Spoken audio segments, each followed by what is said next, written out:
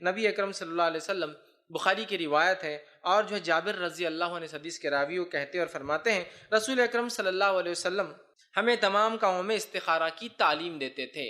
نبی اکرم صلی اللہ علیہ وسلم صحابہ کو تمام کاموں میں استخارہ کی تعلیم دیتے تھے، جس طرح ہمیں قرآن کی سورت کی تعلیم دیتے تھے۔ استخارہ کے تعلق سے فرماتے تمام کاموں میں استخارہ کی تعلیم دیتے تھے جس طرح سے قرآن کی سورت کی تعلیم دیتے تھے، مطلب جیسے قرآن کی صورتیں ہمیں سکھایا کرتے تھے ویسے استخارہ بھی ہم کو اللہ کے رسول صلی اللہ علیہ وسلم نے سکھایا۔ آپ فرماتے ہیں کہ تم میں سے کوئی شخص، مطلب آپ نے فرما کہا تم میں سے کوئی شخص جب کسی کام کا ارادہ کرے تو فرض کے علاوہ جو ہے وہ 2 رکعتیں پڑھے، پھر دعا استخارہ پڑھے۔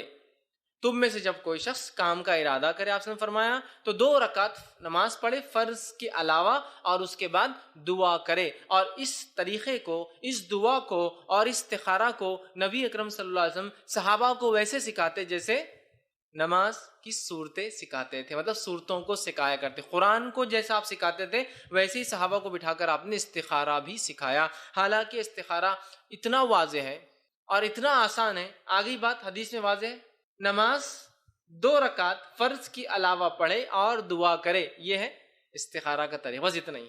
2 رکعت فرض کے علاوہ، مطلب نفل نماز ہے، یہ صلاۃ الاستخارہ جس کو عام زبان میں کہیں گے، استخارہ کی نماز، اور اس کے بعد دعائے استخارہ کرے، بس یہی ہے استخارہ کا طریقہ۔ اتنا ہی آسان ہے استخارہ، بس اتنا آسان۔ لیکن آج اتنا پیچیدہ بنا کر پیش کیا جا رہا ہے اور ایسے عجیب و غریب ڈھنگ سے امت مسلمہ کا مال اور ان کے عقیدے کو لوٹا جا رہا ہے جیسی کوئی انتہا نہیں۔ آپ کو کہیں دعا استخارہ مجھے یاد نہ ہو، مجھے نہ پتا ہو، تو میں ہمیشہ کہتا ہوں حسن المسلم نامی کتاب ہے دعاؤں کی، صحیح اور ثابت شدہ دعائیں لے لے، دعا استخارہ کا چیپٹر کھولی، یاد کر لیجیے۔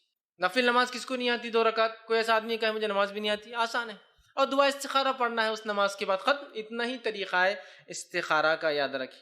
دعا استخارہ صرف ایک دعا ہے، اس سے ہٹ کر وہ دعا نہیں ہے۔ کیوں نہیں ہے؟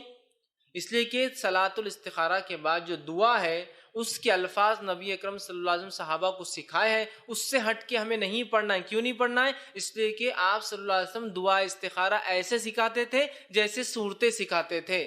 اب کوئی منمانا ایجاد کر لے استخارہ کی، یہ دعا پڑھ لو تو فلاں ہوگا، وہ دعا بالکل نہیں چلیں گا۔ دعا استخارہ ایک مخصوص دعا ہے، لہٰذا آپ وہی دعا کیجئے دعا استخارہ کی۔ دعا استخارہ جس شخص کو یاد نہ ہو تو وہ دیکھ کر پڑھے، دیکھ کر بھی نہیں پڑھ سکتا ہے تو کسی سے پڑھوائے اور پھر خود لفظ کو دہرائے۔ ایک آدمی ہے اس کو پڑھنا بالکل نہیں آتا عربی، وہ کسی سے پڑھوائے کہ کوئی اسے پڑھ کر سنا اور اس کو ریپیٹ کرے۔ کبھی ہوتا ہے لوگوں کو بہت مشکل سے صورتیں یاد ہوتی ہے، حالات، زمین، زمانہ، زبان، بہت سارے مشکلیں ہوتی ہیں، اللہ رحم کرے۔ تو بہرحال خود نہیں پڑھ سکتا ہے، دیکھ کر پڑھے، دیکھ کر نہیں پڑھ سکتا کسی سے پڑھوائے، لیکن کوشش کرے کہ عربی کو انسان ضرور سیکھے۔ لیکن کبھی ہوتا ہے قرآن تو عربی میں آ جاتا ہے پڑھنا، لیکن دعائیں مشکل ہوتی ہے، اس لیے کہ وہ ویسی عربی نہیں لکھی ہوتی جیسا کہ قرآنی آیتیں ہوتی، زیر زبر ہر چیز ہوتی ہے اس میں مختلف، بہت سی بار خالی دعا لکھی مشکل ہوتا ہے، تو کسی سے پڑھوا لے، ٹھیک ہے۔ اگر یاد نہ ہو تو یہ طریقہ اس کا ہے، دیکھ کر پڑھ لے، دیکھ کر بھی نہیں پڑھ سکتا تو کسی سے یاد، مطلب پڑھے وہ آدمی اور آپ اس کے پیچھے دہرا لے۔